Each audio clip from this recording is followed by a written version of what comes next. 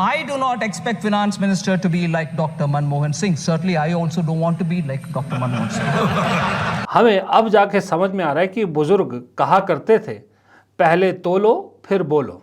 तब हम पढ़ते थे तो कहावत के तौर पे इसे याद कर लेते थे, भाई एग्जाम में आएगा तो इसका लिख देंगे मतलब।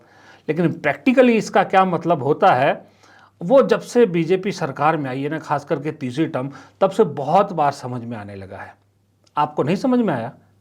चलिए ये देख लीजिए। ये ऐसे नहीं होता मित्रों, मैं शासन में बैठा हूं, मुझे मालूम है इस प्रकार से रुपया इतनी तेजी से गिर नहीं सकता।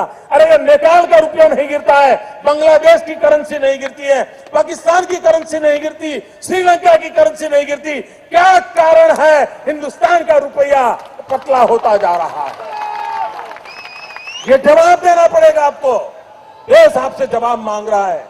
I do not expect finance minister to be like Dr. Manmohan Singh. Certainly, I also don't want to be like Dr. Manmohan Singh. She is not a PhD from Oxford.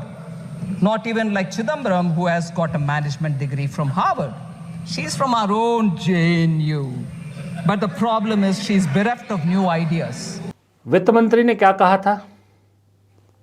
मैं मनमोहन सिंह नहीं बनना चाहती। और आज के प्रधानमंत्री ने गुजरात के मुख्यमंत्री रहते समझाया था कि डॉलर अगर मजबूत होता, रुपया कमज़ोर होता है तो देश की आर्थिक हालत क्या होती है।